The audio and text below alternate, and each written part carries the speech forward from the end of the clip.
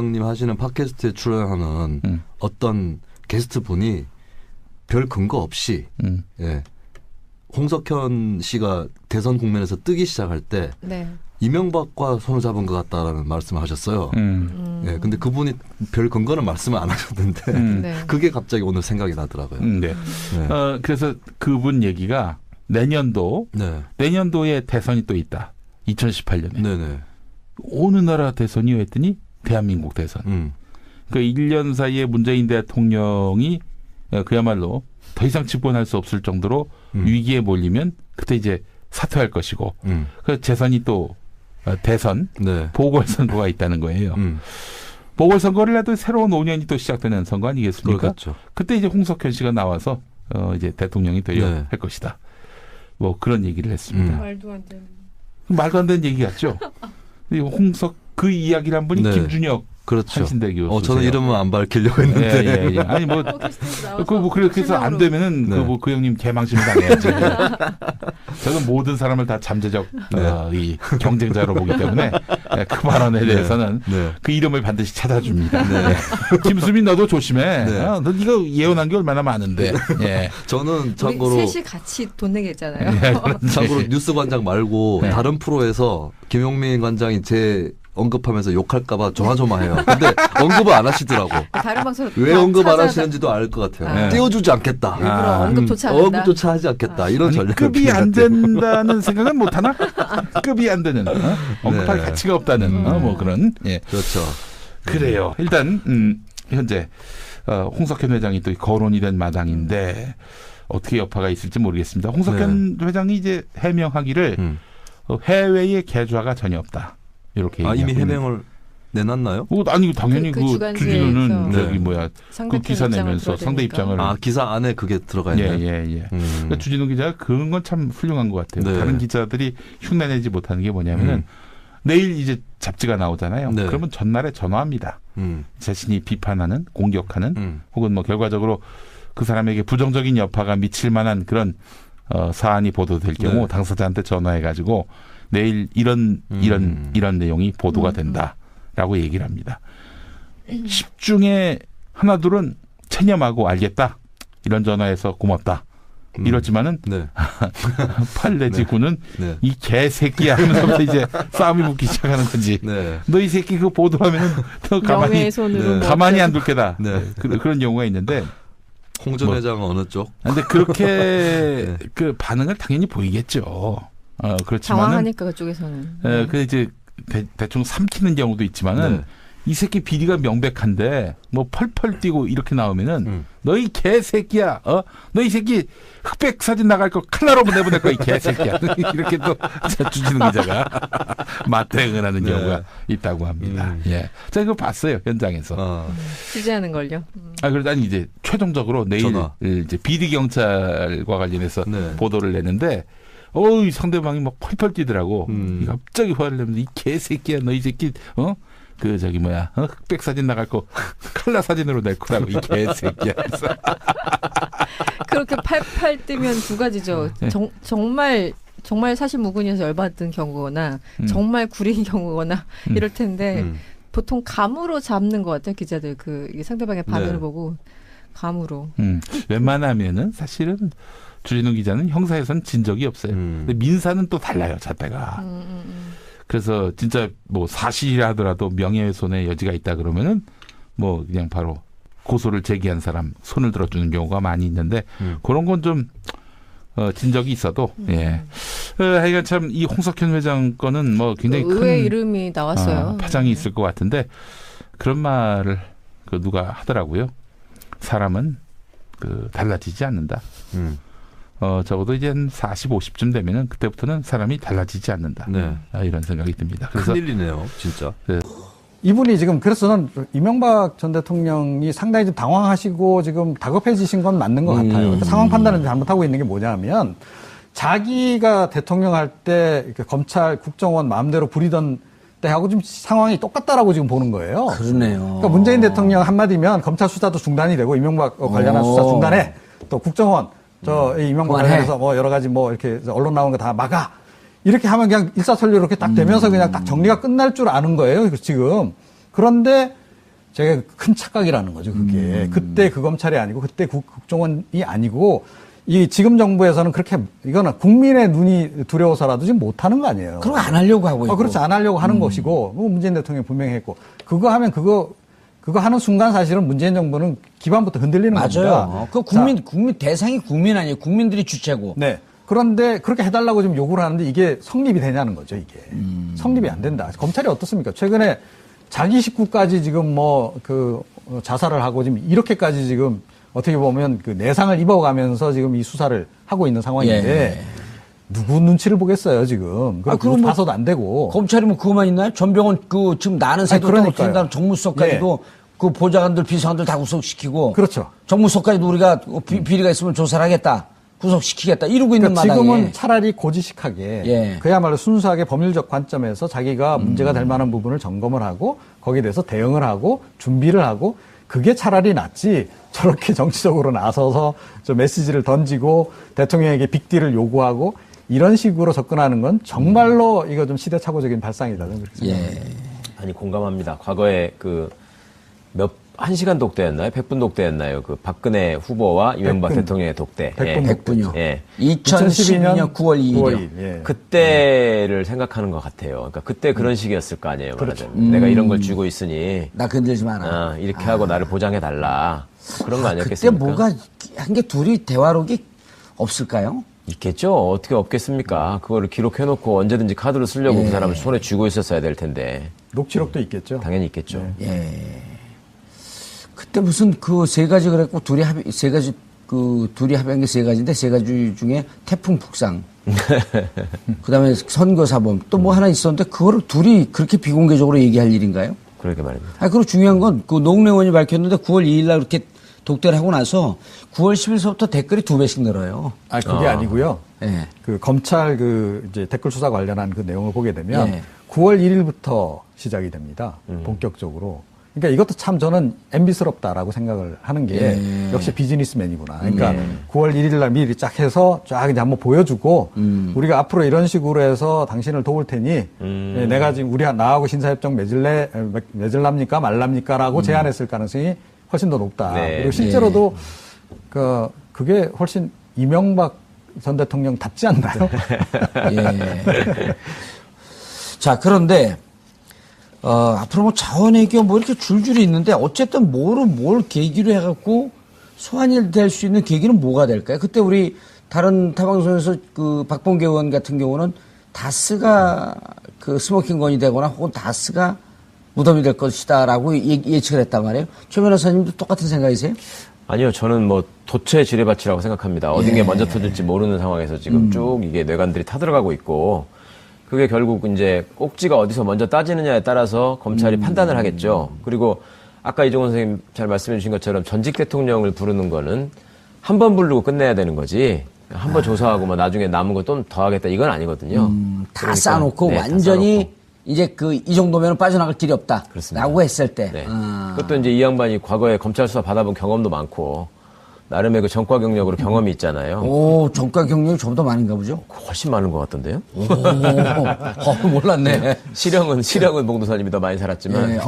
대단한 분이네. 그런 과거에 이제 검찰 조사 때 이분이 기업을 할 적에 임했던 상황을 그때 이제 당시에 검사들의 증언을 들어보면 꽤 이제 비굴한 모습을 보였다는 거예요. 당당하게 하지 않고 그냥 뭐 한번 살려주십시오 뭐 이런 식이었다는 건데 이번에는 어떤 식으로 나올지 모르겠습니다만 검찰은 여러 가지를 생각해서 이 양반은 본인이 살기 위해서 어떤 그 방법이라도 쓸 거라고 생각을 하기 때문에 더 촘촘히 짜야 될 겁니다. 그러니까 사람이 그 자존감이 굉장히 강해가지고 어떻게든 내 이 얼굴과 명예를 지키겠다라고 생각하는 사람은 의외로 쉽게 무너지거든요. 근데 그렇지 않고 그 거리에서 좌판에서 장사하면서 잔뼈가 굵은 사람들은 이게 그렇지가 않기 때문에 잘 준비할 겁니다. 아마. 아니 근데 특히 이 MB처럼 다양한 다종다기한 직종 그다음에 다스 도곡동 땅 같은 경우도 여러 가지 비하인드 스토리들이 있잖아요. 무슨 차명으로 땅을 줬는데 마지막에 가서 뭐 자기 거라고 우겼대는 뭐 그런 설에서부터 그러니까 이게 만만치 않은 분이에요. 네네. 막상 검찰에 들어와갖고 정말 이거 검찰이 불렀는데 아무 혐의가 없으면 이럴 수는 없을 거 아니에요, 검찰이. 그렇죠. 제가 보기에는 우병우 전 민정수석 한 3제곱 정도 되지 않을까요? 검찰이 아마 그 정도의 긴장을 하고, 난이도 수학 문제로 좀 그 정도 난이도 가진 인물이 아닐까 싶은데요. 세제곱은 어떻게 계산하죠? 위에 3으로 써요. 위에 3인데 그럼 8인가요? 8. 우병우의 8.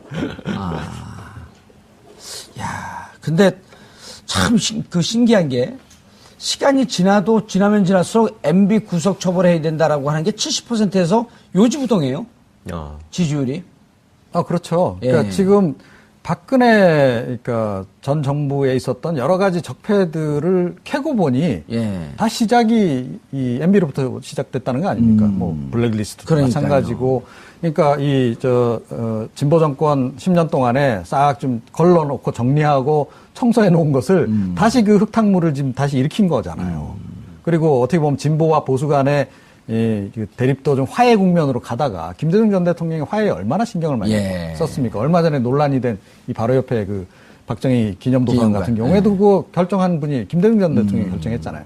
자, 그럼에도 불구하고 그 이후에 다시 지금 보수 진보 간의 이런 국민적인 분열상으로 가게 되는 그 시발점이 결국은 이명박 전 대통령으로부터 시작하는 거 아니에요. 그러니까 이건 그냥 넘어갈 수가 없는 거죠. 알겠습니다. 이명박 전 대통령의 소환. 부장님 하시는 팟캐스트에 출연하는 어떤 게스트 분이 별 근거 없이 홍석현 씨가 대선 국면에서 뜨기 시작할 때 이명박과 손을 잡은 것 같다라는 말씀을 하셨어요. 근데 그분이 별 근거는 말씀을 안 하셨는데 그게 갑자기 오늘 생각이 나더라고요. 그래서 그분 얘기가 내년도에 대선이 또 있다. 2018년에. 어느 나라 대선이요 했더니 대한민국 대선. 그러니까 1년 사이에 문재인 대통령이 그야말로 더 이상 집권할 수 없을 정도로 위기에 몰리면 그때 이제 사퇴할 것이고 그 재선이 또 대선 보궐선거가 있다는 거예요. 보궐선거를 해도 새로운 5년이 또 시작되는 선거 아니겠습니까? 그렇죠. 그때 이제 홍석현 씨가 나와서 이제 대통령이 되려 할 것이다. 뭐 그런 얘기를 했습니다. 말도 안 되는 얘기 같죠? 그 이야기를 한 분이 김준혁 한신대 교수. 저는 이름은 안 밝히려고 했는데. 아니 그렇게 해서 안 되면은 그 형님 개망신 당해야지. 저는 모든 사람을 다 잠재적 이 경쟁자로 보기 때문에 그 발언에 대해서는 그 이름을 반드시 찾아줍니다. 김수민 너도 조심해. 너 네가 예언한 게 얼마나 많은데. 저는 참고로 셋이 같이 돈 내겠잖아요. 참고로 뉴스 관장 말고 다른 프로에서 김용민 관장이 제 언급하면서 욕할까봐 조마조마해요. 근데 언급을 안 하시더라고. 다른 방송 왜 언급 안 하시는지도 알 것 같아요. 띄워주지 않겠다. 일부러 언급조차 하지 않겠다. 이런 전략을. 급이 안 된다는 생각은 못 하나? 급이 안 되는 언급할 가치가 없다는 뭐 그런. 그렇죠. 그래요. 일단 현재 홍석현 회장이 또 거론이 된 마당인데 어떻게 여파가 있을지 모르겠습니다. 홍석현 회장이 이제 해명하기를 해외에 계좌가 전혀 없다. 이렇게 이미 해명을 내놨나요? 아니 당연히 그 주진우는 그 기사 내면서 상대 입장을 기사 안에 그게 들어가 있네요. 그러니까 주진우 기자가 그런 건 참 훌륭한 것 같아요. 다른 기자들이 흉내내지 못하는 게 뭐냐면은 내일 이제 잡지가 나오잖아요. 그러면 전날에 전화합니다. 자신이 비판하는, 공격하는, 혹은 뭐 결과적으로 그 사람에게 부정적인 여파가 미칠 만한 그런 사안이 보도될 경우 당사자한테 전화해가지고 내일 이런 내용이 보도가 된다라고 얘기를 합니다. 10중에 하나둘은 체념하고 알겠다. 이런 전화해서 고맙다. 이렇지만은 8 내지 9는 이 개새끼야 하면서부터 이제 싸움이 붙기 시작하는 거지. 너 이 새끼 그거 보도하면은 너 가만히 안 둘 게다. 그런 경우가 있는데 홍 전 회장은 어느 쪽? 근데 그렇게 그 반응을 당연히 보이겠죠. 그렇지만은 당황하니까 그쪽에서는. 그 이제 대충 삼키는 경우도 있지만은 이 새끼 비리가 명백한데 뭐 펄펄 뛰고 이렇게 나오면은 너 이 개새끼야, 너 이 새끼 흑백 사진 나갈 거 칼라로 보내보낼 거야 이 개새끼야. 이렇게 또 주진우 기자가 맞대응을 하는 경우가 있다고 합니다. 제가 그거 봤어요 현장에서. 취재하는 걸요. 그러다니 이제 최종적으로 내일 이제 비리 경찰과 관련해서 보도를 내는데. 이 상대방이 막 펄펄 뛰더라고. 갑자기 화를 내면서 이 개새끼야, 너 이 새끼, 흑백 사진 나갈 거 칼라 사진으로 낼 거라고 이 개새끼야. 그렇게 팔팔 뛰면 두 가지죠. 네. 정말 사실무근이어서 열받은 경우거나 정말 구린 경우거나 이럴 텐데 보통 감으로 잡는 것 같아요. 기자들 이 상대방의 반응을 보고 감으로. 웬만하면은 사실은 주진우 기자는 형사에선 진 적이 없어요. 근데 민사는 또 달라요, 잣대가. 그래서 진짜 뭐 사실이라더라도 명예훼손의 여지가 있다 그러면은 뭐 그냥 바로 도처의 지뢰밭이라고 생각합니다. 어딘 게 먼저 터질지 모르는 상황에서 지금 쭉 이게 뇌관들이 타들어가고 있고, 그게 결국 이제 꼭지가 어디서 먼저 따지느냐에 따라서 검찰이 판단을 하겠죠. 그리고 아까 이종원 선생님 잘 말씀해 주신 것처럼 전직 대통령을 부르는 거는 한 번 부르고 끝내야 되는 거지, 한 번 조사하고 뭐 나중에 남은 거 좀 더 하겠다 이건 아니거든요. 다 그러니까, 쌓아놓고 네, 완전히 다 쌓아놓고. 이제 이 정도면 빠져나갈 길이 없다. 그렇습니다. 라고 했을 때. 네. 그것도 이제 이 양반이 과거에 검찰 수사 받아본 경험도 많고 나름의 그 전과 경력으로 경험이 있잖아요. 오, 전과 경력이 좀 더 많은가 보죠? 훨씬 많은 것 같던데요? 오, 몰랐네. 시력은 봉도사님이 더 많이 살았지만. 네, 대단한 분이네. 그런 과거에 이제 검찰 조사 때 이분이 기업을 할 적에 임했던 상황을 그때 이제 당시에 검사들의 증언을 들어보면 꽤 이제 비굴한 모습을 보였다는 거예요. 당당하게 하지 않고 그냥 뭐 한번 살려주십시오 뭐 이런 식이었다는 건데 이번에는 어떤 식으로 나올지 모르겠습니다만 검찰은 여러 가지를 생각해서 이 양반은 본인이 살기 위해서 어떤 그 방법이라도 쓸 거라고 생각을 하기 때문에 더 촘촘히 짜야 될 겁니다. 그러니까 사람이 그 자존감이 굉장히 강해가지고 어떻게든 내 이 얼굴과 명예를 지키겠다라고 생각하는 사람은 의외로 쉽게 무너지거든요. 근데 그렇지 않고 그 거리에서 좌판에서 장사하면서 잔뼈가 굵은 사람들은 이게 그렇지가 않기 때문에 잘 준비할 겁니다. 아마.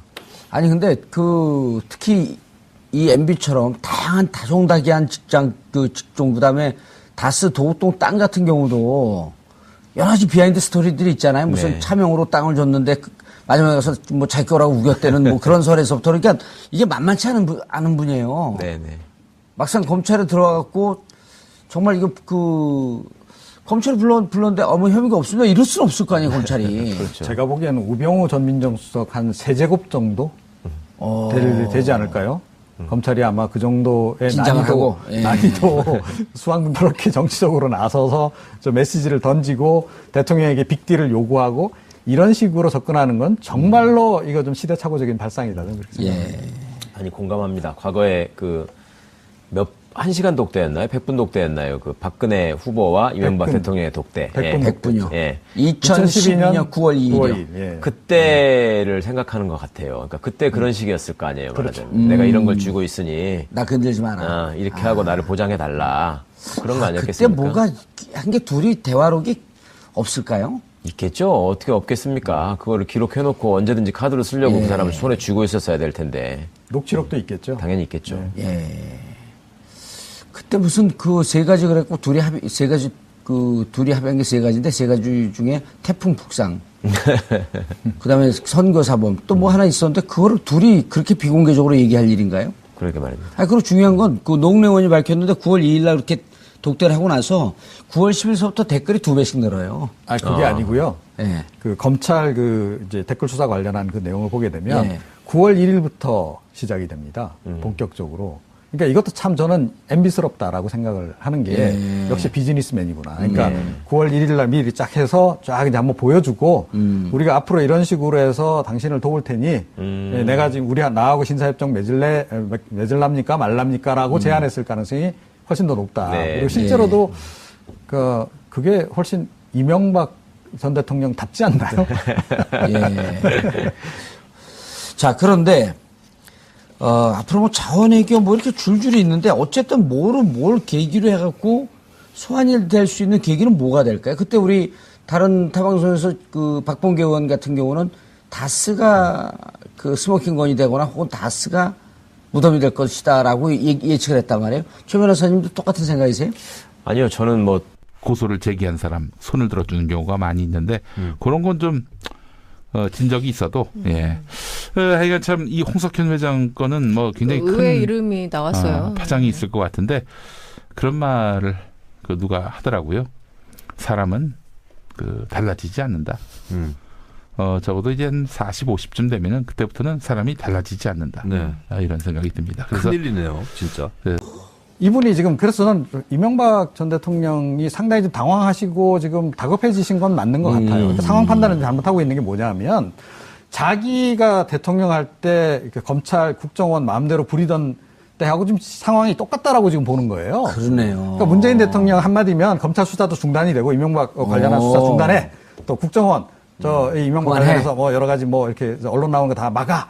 이렇게 하면 그냥 일사천리 이렇게 딱 되면서 그냥 딱 정리가 끝날 줄 아는 거예요, 지금. 그런데 제가 큰 착각이라는 거죠, 그게. 그때 그 검찰이 아니고 그때 국정원이 아니고 이 지금 정부에서는 그렇게 이거는 국민의 눈이 두려워서라도 지금 못 하는 거 아니에요. 그럼 안 하려고 하고 있고. 그렇지, 안 하려고 하는 것이고, 뭐 문재인 대통령이 분명히 했고, 그거 하면 그거 하는 순간 사실은 문재인 정부는 기반부터 흔들리는 겁니다. 맞아요. 그 국민 대상이 국민 아니에요. 국민들이 주체고. 네. 그런데 그렇게 해달라고 지금 요구를 하는데 이게 성립이 되냐는 거죠, 이게. 성립이 안 된다. 검찰이 어떻습니까? 최근에 자기 식구까지 지금 자살을 하고 지금 이렇게까지 지금 어떻게 보면 그 내상을 입어가면서 지금 이 수사를 하고 있는 상황인데 누구 눈치를 보겠어요, 지금. 그럼 봐서도 안 되고. 검찰이 뭐 그거만 있나요? 전병헌 지금 나는 새도 떨어뜨린다는 정무수석까지도 그 보좌관들, 비서관들 다 구속시키고. 그렇죠. 정무수석까지도 우리가 비리가 있으면 조사를 하겠다. 구속시키겠다. 이러고 있는 마당에. 지금은 차라리 고지식하게 그야말로 순수하게 법률적 관점에서 자기가 문제가 될 만한 부분을 점검을 하고 거기에 대해서 대응을 하고 준비를 하고 그게 차라리 낫지